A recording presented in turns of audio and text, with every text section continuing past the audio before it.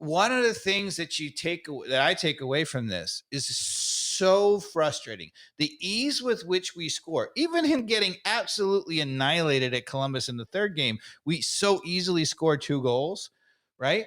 If you can go on the road in the key game, right, and you can score 2 goals, right, you have to be in that game. There is no, planet where you're ever going to be when you can score 2 goals that easily and you still shouldn't be in the game. Yeah. Right? And this is the problem all year. Our defense is so woeful. So we're jumping to the Columbus game then. Well, we can, but yeah, let's do it. Let's do it. I think that's the game we want to talk about. This is the season-ending game. The Atlanta United game at home was fun. I think everything we need to talk about with the team, right, can all be talked about in the game too, right? So to your point, we're capable of scoring 2 goals. We knew going into Columbus, right? And this is what I want to talk about, Dave. So Columbus in Atlanta. So wait, Columbus in Atlanta in Columbus is the game I want to talk about. Okay. Right. But you're saying after that game we won 4-2 that you weren't like, yay, Pineda, you're a mastermind tactically or anything? Well, no. In fact, do you want to read the tweet? The guy from The Athletic, Felipe Cardenas, was saying, hey, all the haters out there, Pineda, he's like, I'm listening. We just won 4-2 at home. And my last notes from the match too was anyone who thinks 4-2 win is a harbinger of us going on the road to beat Columbus is delusional. And you actually followed that up by tweeting out prior to the game, and you responded to Felipe. Yeah. You said, he still can't fix the problems that allow teams to score against us. We don't address wide flanking threats early to stop easy crosses. Our offense is talented enough to score, yes, without coaching, really, especially at home. You think we'll win away at Columbus Crew? ? Yeah. Right? So I was waiting and listening. I never heard back from him on that. No, and you were right. Yeah. Well, what's weird, in another tweets, he was also predicting we were going to lose the game too. So yeah, I don't think that he was necessarily. I think he was just trying to see what's out there, maybe stir the pot. I don't necessarily think he thinks that we were going on the road to win either. Yeah. So I'm not. This is not a critique of Felipe. Yeah, right? no. But there were a lot of people who thought we were, and this is where I was like, if you're watching the games, right? I mean, even if you're not watching the games, right? A quick Google search will tell you Columbus home record this year: 13 wins, 13-1-4. Right? Yeah. With 43 goals for and only 14 against, right? So they're amazing at home. Our road record, 3-7-8, 24 goals for and 34 against, right?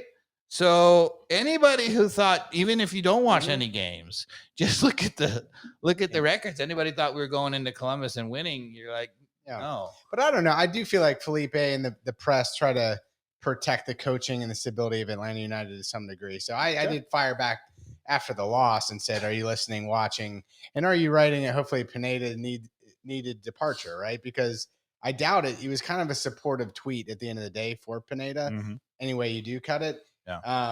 And, I was saying, he just took off Saba, right? Our designated player. You mentioned this in the tweet, Dave, right? Yeah. It's like, you just took off our $2 million guy in the most important game of the season when we need goals, right? How does that make sense, right?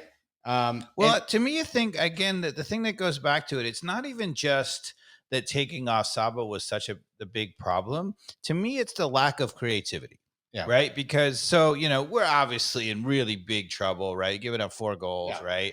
You got to roll the dice at some level. Right. And so, bringing on Mascara, which he did very early, I don't mind that. I like that. And the thing about it is he thinks Mascara, Saba, that's it. Yeah. Right. Where's in the creativity to say, all right, normally we're going to bring on Mascara for Saba late and, he's going to bring that dynamic. But if you're getting killed and you desperately need a goal, let's roll the dice a little bit. Yeah. And the obvious move would have been to bring Mascara on out wide and move Saba as an extra ball playing midfield. We're getting killed in the midfield anyway, right? You might as well say, our only chance was to make that into a super wide open game and maybe get, 5-5 or 4-4 draw, whatever, right? So I'd almost say, look, let him go in the midfield, hope that we get a miracle in the back, and then get it so stretched that we can turn now. And now we have not just Almada, but we have Saba to play through. Yeah. And let's run at them and let's just go up and down, right? Yeah, so I'm going in reverse order. You just answered my third question of the game, which is what adjustments would you make?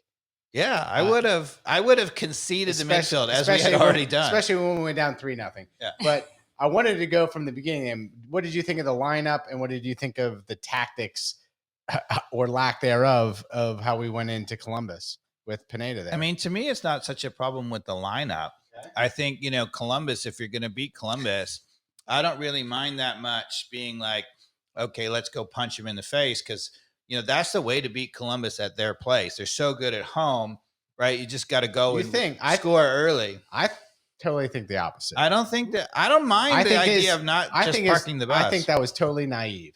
Yeah, totally naive, like it was in game 1, and we learned nothing from it.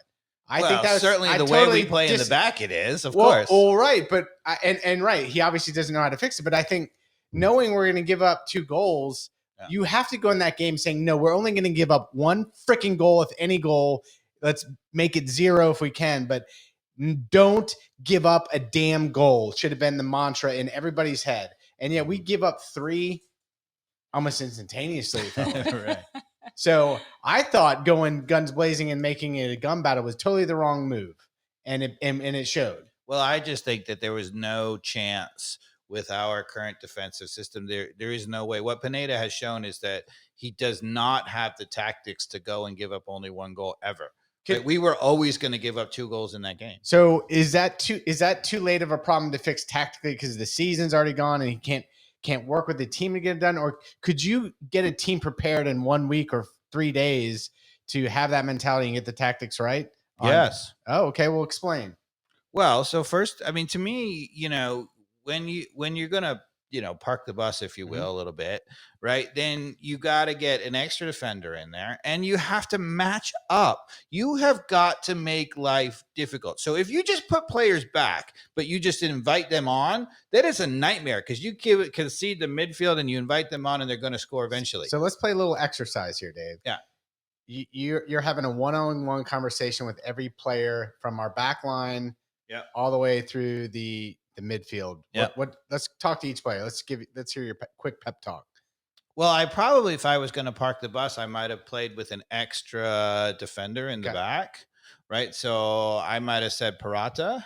So right? you would have gone 3 in the back? Yeah, going with Abram. I mean, this isn't what I would have done with this team in this moment because I don't think we were capable of it. But had we been a normal team that's coached to do that and have been capable of that, then you might say, of course. I certainly would have done that in game 1. Yeah. Right. And said, all right, let's go and try to frustrate the heck out of them, knowing that, look, if it doesn't go well, they score late, no big deal. You still got 2 games to go. But in any case, the way to do that, to park the bus, right, is you say we're going to play 3 in the back. So you play Miles Robinson, you play Abram, and you play Parata in the 3 middle, right? And then you say to Lennon and you say to Wiley, right, your job is to get out there. I don't want to see any play ever where they play it out to those guys and they're free. Just take it away. Don't give them that option at all. Right? You can be all the way wide because we still have 3 guys in the center, no problem. Yeah. Right? And so then you say, all right, of the 3 in the middle, right, your job is somebody got to be all over Cucho, right? It can be the 3. He can move around as much as you want, but somebody got to go with him all the time. If he goes out wide, we have 3 in the middle. So you just go right with them and deny him the ball, kick him, frustrate him, foul him a little bit. I mean, nothing blatant or injury or whatever, but just get in his head, right? And you always know that the other thing is the moment he does get the ball, if he ever does get on the ball, we need the second guy coming all the time, right? Yeah. That still leaves one of the guys to help out the defensive midfielder who, should have been Sosa. But let's just say, so if you wanted to go back to me, I would have put Sosa in there and I would have said to Sosa, you got to find Matan all the time, right? He's moving around, whatever. Your job is to try to match him up. So if we say We're not giving you Yeboah. We're not giving you Gressel, although Gressel didn't play in that final game. But we're going to take away the outside guys, right? We're going to frustrate the hell out of Cucho, and we're going to mark up Matan. Now you say to Muyumba, you get your one-on-one with Nagbe, right? And all we're going to do is we are going to find those guys all the time, frustrate the hell out of it. And your job is to frustrate the heck out of it and just recycle the ball to the 3 guys up front. Yeah. Right. So then, you just have Gigi, you have Almada, and you wouldn't be able to play Saba and Silva. Yeah.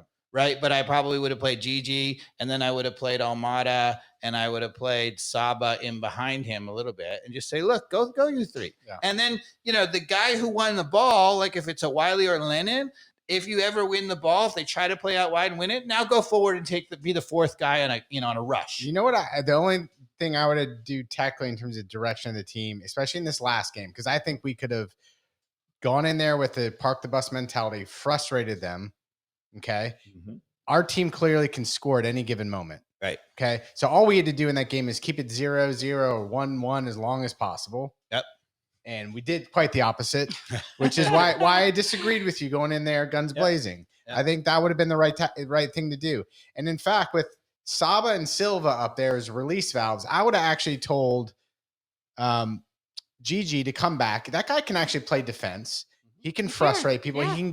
He can pick it up earlier and just get fouled. He'd probably get fouled, frustrate the team even further, and then patiently wait till the second half to find the race, or just take it all the way to penalty kicks, frankly. But you wouldn't have had Saba and Silva. You would have had to have only one of those, right? Presumably, because if you have Almada, right? If you had the extra back, if you played the extra back. Correct. I wouldn't.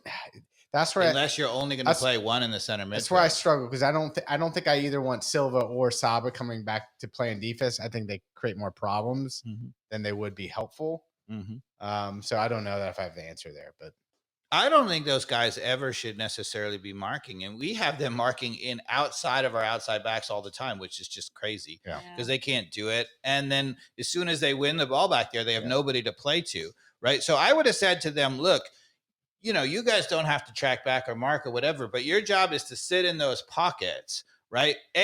Try to deny the switch. So, right, if they're in one corner and they play back, then you have to defend, right? But you're just sitting in there. But otherwise, your job is to sit in that pocket. The moment we win the ball, we got to be able to find you easily. Same with Almada. You should be sitting there all the time. Yeah. Right? Yeah, I don't know. I really think that we should have gone in there with a really tough mindset just to try to keep the game as tight as possible, as long as possible, and then see how things shake out. But that was never, with this team and this coach, was never going to work, right? I mean, if you just look at our midfield, right? I mean, we started Fortune. Yeah. Right. And Fortune was supposed to be protecting the back 4. They were in that space all day long. Right. He didn't protect the back 4 at all. Right. I mean, I didn't say he was terrible. Right. People were like, oh, yeah, he was around and whatever. But tactically, he wasn't providing protection at all. Yeah. Right. I mean, they had Matan and they had all the guys in the middle, who was that, Morris, they were just wide open all the time. Even we turned the ball over horribly, right, in the first goal, right? Robinson gives it away really, really badly. Nagbe had a great game too, man. But Nagbe is there, sitting there with nobody around him, right? Yeah. So obviously we weren't parking the bus. And that second goal, do you want to go to that? Yes, let's talk about the second. The second goal was, as it comes up here, as Carmen brings it up, it's a long range banger from like 30 yards out. But the guy had all day to get a candy bar from his kid's trick or treat bag to look up, and it was a beautiful scorcher. Don't get me wrong, but a lot of time to pick out and feel really comfortable about shooting it. So what play and then hit pause. Hold on a second. Yeah, no, keep going. There we go. Pause. Okay. So first of all, he's about 40 yards out, 35 yards out there. Yeah. So first of all, maybe hit play and pause one more time. See if we can get the window a little bit wide. Stop. Yeah. Now you can see. So we have, I don't know if you noticed, right? So they have their typical guy out wide. I think it's Yaboa, right? Who, by the way, they can pass it to if they want, right? Yeah. Ironically, we have 2 people in dead space for no reason. Well, so here's the thing. So Saba is right there in the middle, right? And that's Lennon standing right at the top of the penalty spot, right? It's the double pinch. Yes, it is. So Fortune goes ball side, right? Which I don't have a problem with, right? Fortune's got to go over there defensively and do this, right? But here's the thing, right? So what should be happening, right, is Lennon should be 10, 15 yards out wider, so taking away that outside pass. And if he was there, Saba shouldn't be marking in behind him. And this is the thing, right? So Saba has now, you forced Saba to work back. He still isn't marking him, but he's come all the way back there. So he's used all that energy to get back, right? And for what? So that Lennon could double team in the middle? No. What is Lennon doing? What is Lennon doing is what I'm saying. What could he possibly do good where he is? It is nothing. Nothing. This is what he does all the time. He stands next to and he gives moral support to Miles and says, this actually is one of the craziest double pinch things, because this shows the whole coaching of it, that there's not. I mean, Lennon, the best thing he could have done about a second ago was start running out to the ball. At least there's some pressure coming out to it. But he doesn't want to do that because it looks like Fortune's coming over. So he's like, oh, I'm just going to stay put on the 18 here and just watch it go over my head.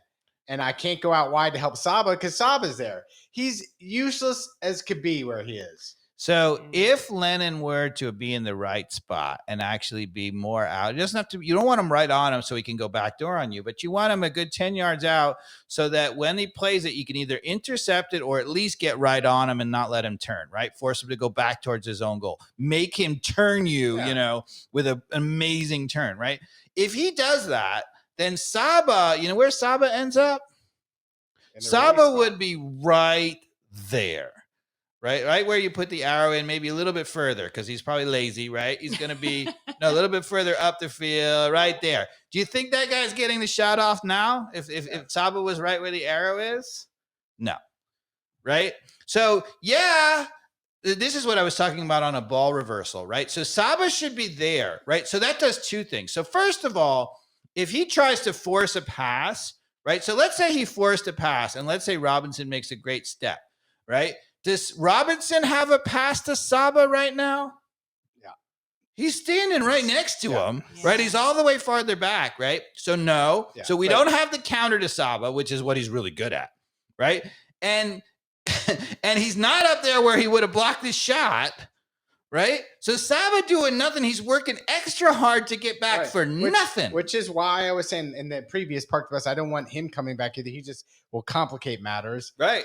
I'd rather have people with clear instructions on what they're doing. I'd like him very lazy right where the arrow is, maybe a little bit wider, right? So that when the ball turns over, he's a release valve. But if he was there when they try to reverse the ball, which they did, then he could just step in 10 yards and give some cover. He would have blocked that shot easily, or at least bothered him enough. There's no way he puts it up or 90. And now I think I watched the replay here. When you do hit play here in a second, our YouTube listeners, watch this guy. He's like lipping his lips on like just how much time he has. Like because he takes the touch far out when he gets the head up. Yeah. Woo. And it's Fortune who has to come all the way back across to get him, right? Yeah. In that play. And people will say, oh, you just got to tip your hat to a good goal. Yeah. Sure was a great goal, but nobody should have that much time. Look at Lennon with his hands behind his back on that reverse angle. Are you serious? Oh, gosh. Why? Because he's like, that's what he's there for. He's like, well, I guess I'm going to block it. I guess I'm here for a cone. I'm a cone, I mean, he's literally doing nothing. Oh, man. Nothing. And you would say, all right, look. So a normal coach would have said, all right, we just effed it up, right? That happens, right? We give up some of the goals. But we give up that we do that every single time. That is coached, right? It's not even that there's a failure to adjust. That is actually coached. He has made us worse by asking Lennon to do nothing right there. Yeah. And he does it all the time. Yeah. That is clearly what our team tactic So is. I started to go back, Dave, to try to do. I am gonna do it at some point. Me too.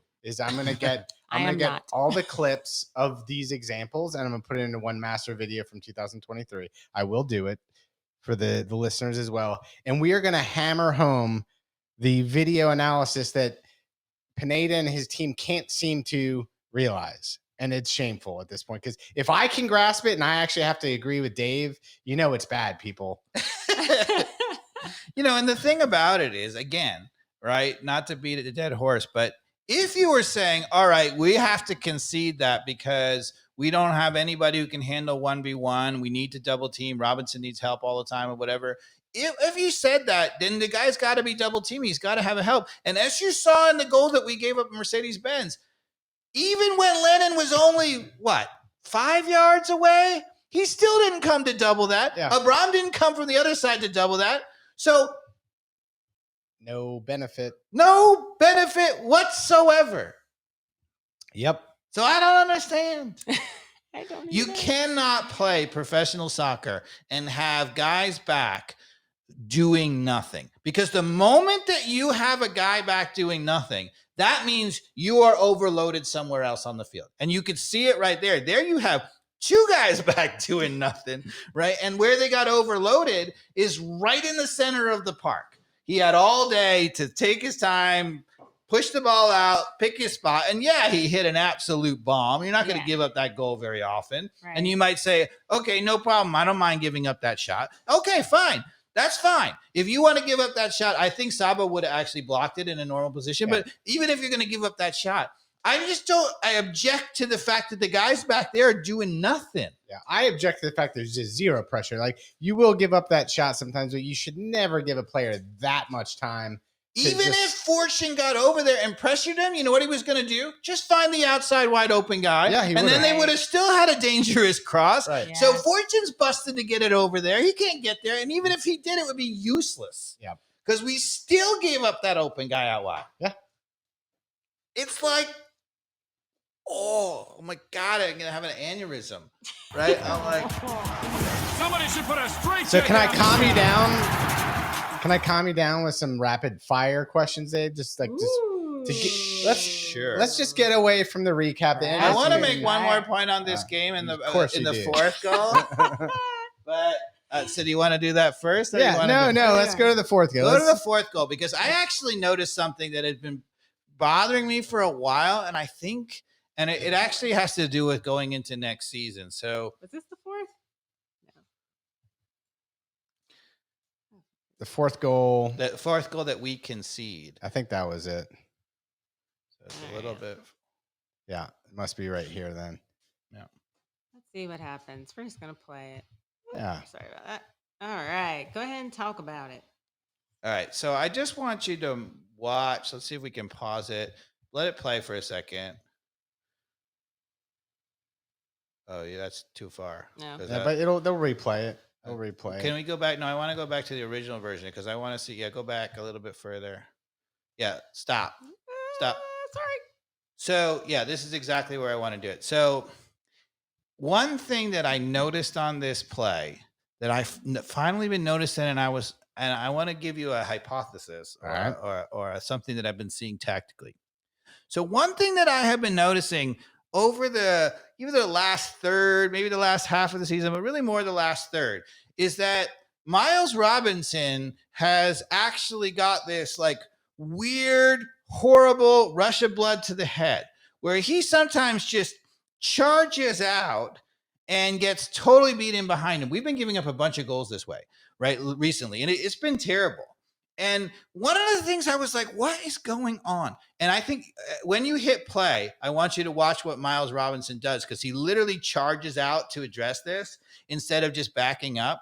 And one thing that I think is going on is that Miles Robinson is so frustrated that they always have these open guys or whatever. He's so anxious to win the ball. He's like, look, if I can win the ball there, then it doesn't matter if those guys are open. Yeah. And he's trying to do too much, right? So if what should happen here Is he is he just should keep have release- just backed up and slowed everything down or Yeah. whatever. And he's like, I got to make this play now. And I think that's because, so if he's looking at this, he's like, you see the two outside guys, in particular the guy on the near side here. He can play it. He can play it out left and on the front foot of the guy. Wiley is so far pinched in that the outside and Wiley on this side, he can clearly play it to a guy out here who can slow down and take it out wide on the wing. But he can also play it kind of behind Robinson there. So watch what Robinson does instead of just running back and slowing it down. Watch what he does. Oof. Yeah, he paused there. Yeah. He checks to go forward, right? He takes 2 or 3 steps forward and then gets in behind. So play it again from the beginning. See how he comes forward there? Do you see that forward there? He was coming out to address that. I think he's so anxious to get the ball, right? Yeah. And I've noticed this a couple times. You're like, Robinson's so fast, nobody ever gets in behind him, and people are getting in behind him in the middle because he's occasionally just darting forward. And there he didn't go that far forward, but he takes the step. Watch the step. See that step? Yep. Right? Yeah, and if he just stayed going back, that guy would have never gotten there. Never gotten there. Yep. And he would have closed it down. I don't know whether it's Muyumba or somebody who was closing it down. Yeah, but even he created the angle too to make the pass easier too. So this is horrible defending by Robinson there, right? He really made a bad play. But I've been noticing that a lot, and I'm wondering that maybe my point about it is I'm not sure Robinson can stay with Pineda. I think he's so frustrated that we're giving up goals that he is starting to do things tactically that are not smart, right? So he's trying to win the ball back too fast. And in the midfield, he's like, I can make this phenomenal play instead of actually playing solid defense. That's because I don't think Pineda clearly does not know how to coach defensive tactics at all. Which is crazy because he was a defensive midfielder.